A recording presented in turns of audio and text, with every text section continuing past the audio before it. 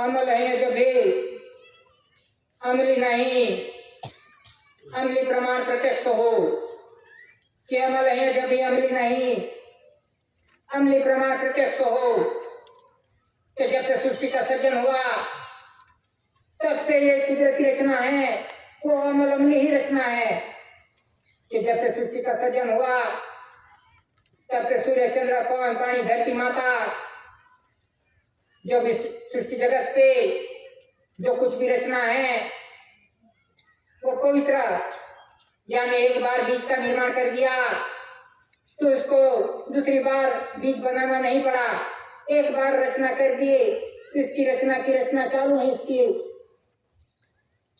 इसकी रचना चालू है कि नहीं बनानी पड़ी।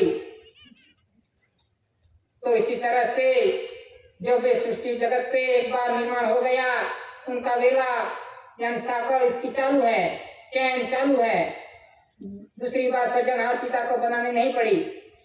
लेकिन इस साकर में जो कुछ भी जीव रखे सृजनहार पिता ने एक बार जीव रख दिए तो दूसरी बार बनाने नहीं पड़े, इसकी रचना चालू है।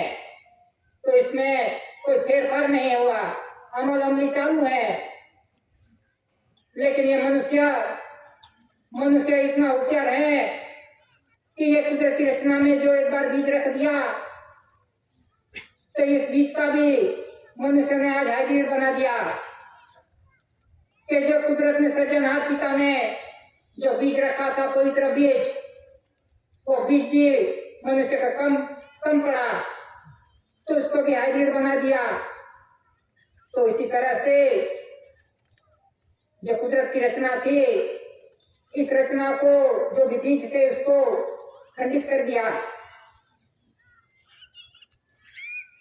इतना विरोध कर दिया कि बीज को ही नया बना दिया, हाइब्रिड बना दिया। जो भी देखो आज तो जो कुछ भी धान्य कहीं देखने जाओ तो कहीं पे भी ये ओरिजिनल बीज नहीं मिलेगा, कहीं पे ही मिलेगा। आज तो सब सुधर गए, सब बड़े खेडूत हो गए, किसान हो गए कि मैं तो इतना पिताता हूँ, मैंने तो वो बीज डाला, वो हाइब्रिड बहुत अच्छा आता है, बहुत बिकता है। तो जो खेती करता था ओरिजिनल बियारा वो भी लोभ में आ गया और वो बीज भी निकाल दिया, वो हाइब्रिड कर करके वो भी टिकाने लगा। तो आज परिस्थिति कैसी है कि हाइब्रिड खा के आज मनुष्य में हाइब्रिड टेक्नोलॉजी वाला बन गया मनुष्य भी, कि कब लुढ़क जाए इसका भी कोई पता नहीं। इतनी बीमारी आ गई कि इतनी हाइब्रिड खा के इतनी बीमारी आ गई तो अभी आयुष्य का कोई भी गारंटी नहीं। तो ये कुदरत का विरोध करके ये सब कुछ किया है, ये कुदरत का विरोध ये मनुष्य नहीं किया है। तो इसी तरह से ये धरती माता पहले एकदम शुद्ध थी, ये धरती माता पे कोई खाद की जरूरत नहीं थी, लेकिन इस धरती माता को भी रासायनिक खाद डाल के आज बंजर बना दिया। ये बंजर किसने बनाया? ये जिसे होशियार प्राणी कहा जाता है वो मनुष्य को, वही होशियारी में ये सब कुछ बिगाड़ के बैठा है, आज कुदरत का आज बंजर बना दिया।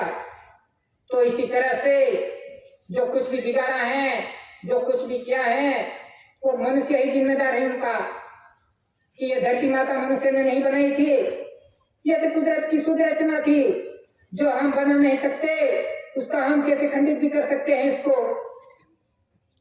तो ये मनुष्य कैसा है, किसमें शामिल किया जाए मनुष्य को? श्रेष्ठ मनुष्य अवतार में शामिल किया जाए किसमें? तो इसी तरह से पूरा विश्व सृष्टि जगत को आज इतना मलिन कर दिया है, ना हवा शुद्ध रही है, ना पानी शुद्ध रहे हैं, ना धरती माता, सब कुदरती रचना को आज बिगाड़ दिया है। तो इसी तरह से ये मनुष्य अवतार ने सब कुछ बिगाड़ दिया कि कोई परमाणु हमला कर रहा है तो आज परमाणु बम एक डाल दिया, इस धरती माता पे कोई जाने कहीं भी उत्पन्न नहीं होगी, बंजर हो जाएगी जमीन। और इसकी बड़ाई मार रहे हैं कि मेरे पास इतने परमाणु बम हैं, मैं इतना ताकतवर हूं। किसको नाश करने बैठा है और किस पे बड़ाई मार रहा है? ये सज्जनहार पिता को ही नाश करने बैठा है मनुष्य, और बड़ाई मार रहा है कि मैं एक छोड़ दूं तो सबको नाश कर दूं, विनाश कर सकता हूं।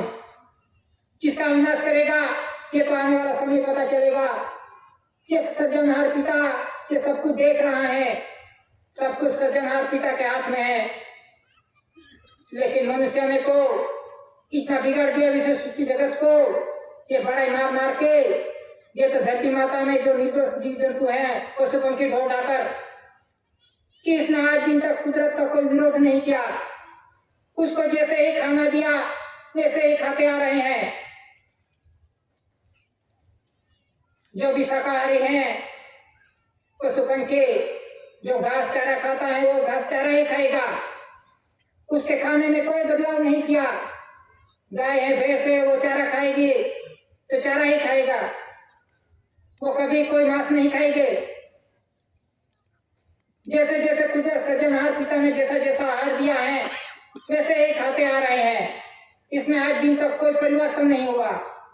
जो वाघ ऐसी है, जो कुछ देर मांसाहारी है, वो लोही ही पिएगा, वो घास नहीं खाएगा। तो यह तो कुदरत ने सज्जनहार पिता ने पहले से ही व्यवस्था दी है उनको, उसके खाने में आज दिन तक कोई फेरफार नहीं हुआ है। लेकिन मनुष्य को तो क्या दिया है खाने के लिए?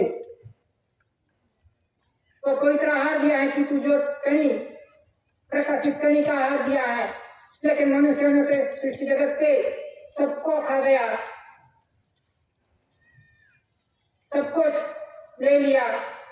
सज्जनहार पिता को तो इस पशु पंखी ढो ढाकर जो मूंगे जीव हैं उनकी चिंता है कि इनका तो कोई दोष नहीं है, वो तो जैसे जीते आ रहे हैं वैसे ही जीते आ रहे हैं। इसने किसी का पड़ा नहीं लिया कि किसी का ले नहीं लिया, वो तो जैसे जी आ रहे हैं अमल अमली जीवन जीते आ रहे हैं।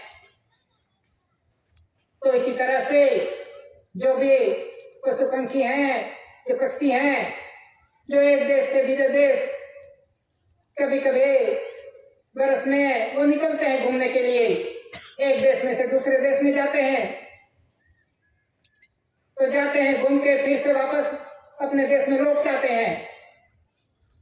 लेकिन ये मनुष्य ऐसा है, वो कहाँ से आया, कहाँ से भटकता भटकता आया, जहाँ पे अच्छा लगा वहीं रुक गया और वहां ही हक जमाने लगा कि ये मेरा है मेरा है।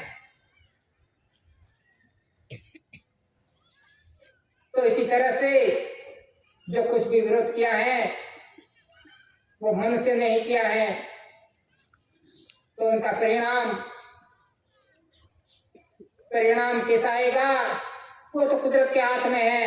कुदरत ने तो एक एक का हिसाब रखा है, कुदरत के पास है, हम कहाँ छुपाएंगे? कुदरत तो सब कुछ देखता है। आज कुदरत तो कितना परेशान होगा कि ये हंस बन के भेजे थे मनुष्य को, और ये धरती माता पे जाके क्या ढोंग कर रहे हैं, मेरे को नाश करने बैठा है। तो इसी तरह से हमें अमल अमली जीवन जीना, अमल अमली होके जिएंगे रहेंगे, उसके आधीन चलेंगे तो हमें सज्जनहार पिता अवश्य बचाएगा। तो इसी तरह से हमें ये कुदरती व्यवहार देख के, नॉन जुडिशियल व्यवहार देख के, जो कुछ भी डॉक्यूमेंट्स है कुदरती नॉन जुडिशियल डॉक्यूमेंट्स, इनका अभ्यास करके हम चलेंगे, कुदरत की प्रार्थना करेंगे तो कुदरत अवश्य हमको बचाएगा। क्योंकि अभी कृत्रिम आपत्ति और जुडिशियली आपत्ति और नॉन जुडिशियली वीटो पावर, ये दोनों अभी शुरुआत हो चुकी है कि कहीं वावाझोड़ा आ रहा है, कहीं बारिश गिर रही है, ऐसी परिस्थिति चालू हो रही है, अभी चालू हो गई है। तो हम कैसे बचेंगे? कौन बचाएगा हमें? कौन सी सरकार बचाएगी? तो हमें इसी तरह से ये जो कुछ भी डॉक्यूमेंट्स है अमल अमली, जो कुदरती व्यवहार के सिवा, हमें कुदरत के सिवा कोई बचाने वाला नहीं। तो इसी तरह से हमें अमल अमली जीवन जी के जीवन जीना है, कुदरत की प्रार्थना करनी है, आरती करनी है, तभी हम बच पाएंगे। नहीं तो कोई राजनीति भी नहीं बचाने वाली और कोई धर्म देश भी नहीं बचाने वाला। तो इसी तरह से हमें अमल अमली जीवन जी के हमें जीना जिएंगे, तब कुदरत सृजनहार पिता हमें अवश्य बचाएगा। बस इतना कह के देखने की इजाजत देता हूँ। स्वकर्ता पितु के जय।